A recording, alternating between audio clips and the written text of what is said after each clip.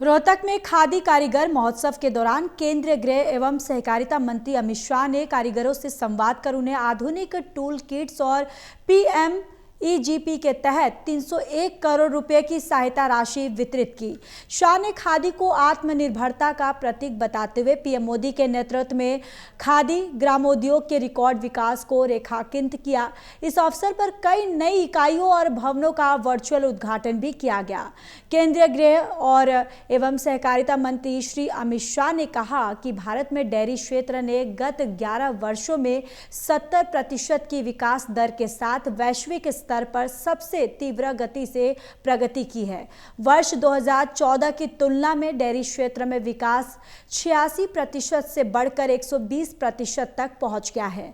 उन्होंने बताया कि वर्ष 2014 में जहां देश में 140 मिलियन टन दूध का उत्पादन होता था और वह अब बढ़कर 249 मिलियन टन तक पहुंच गया है। देसी गायों के दूध का उत्पादन भी 29 मिलियन टन से बढ़कर 50 मिलियन टन हो गया है, जो एक उल्लेखनीय उपलब्धि है। अमित शाह ने कहा कि हरियाणा के सर्वाधिक जवान पैरामिलिट्री बलों एवं भारतीय सेना में सेवा दे रहे हैं। उन्होंने कहा कि देश का हर तीसरा पदक हरियाणा के खिलाड़ी लेकर आते हैं और देश के अन्न भंडारण में भी हरियाणा का योगदान सर्वोपरि है। वहीं नायब सिंह सैनी ने कहा कि साबर डेयरी प्लांट न केवल हरियाणा बल्कि पूरे उत्तर भारत की दूध आवश्यकताओं की पूर्ति करेगा, साथ ही रोजगार के नए अवसर भी सृजित करेगा। मुख्यमंत्री ने कहा कि प्रधानमंत्री श्री नरेंद्र मोदी के सरकार से समृद्धि मंत्र ने सहकारी आंदोलन को नई दिशा दी है।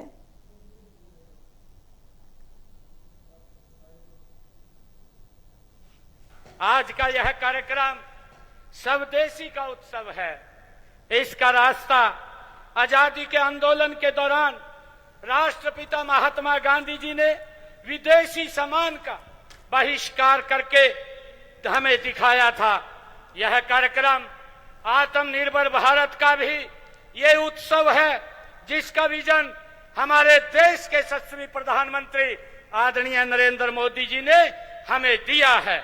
एक समय था जब खादी को केवल आजादी से जोड़ा जाता था, लेकिन आज माननीय केंद्रीय गृह एवं सहकारिता मंत्री आज अमित शाह जी आपके भगीरथी प्रयासों से तथा माननीय प्रधानमंत्री नरेंद्र मोदी जी के दूरदर्शी नेतृत्व से खादी आत्मनिर्भर भारत का सबसे शक्तिशाली ये माध्यम बन चुकी है। ये हमें खुशी है।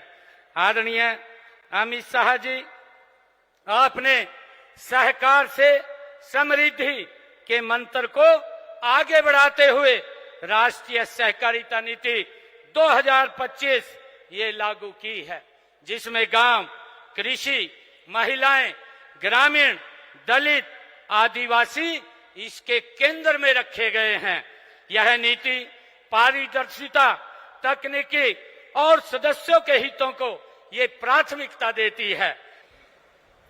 कल ही 2 अक्टूबर थी, पूज्य बापू की जयंती थी। पूज्य बापू ने आजादी के आंदोलन के वक्त देश की गरीबी को दूर करने के लिए, देश को आत्मनिर्भर बनाने के लिए,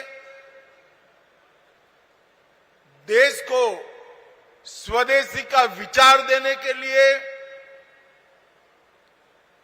और देश को स्वतंत्रता दिलाने के लिए खादी का उपयोग किया था।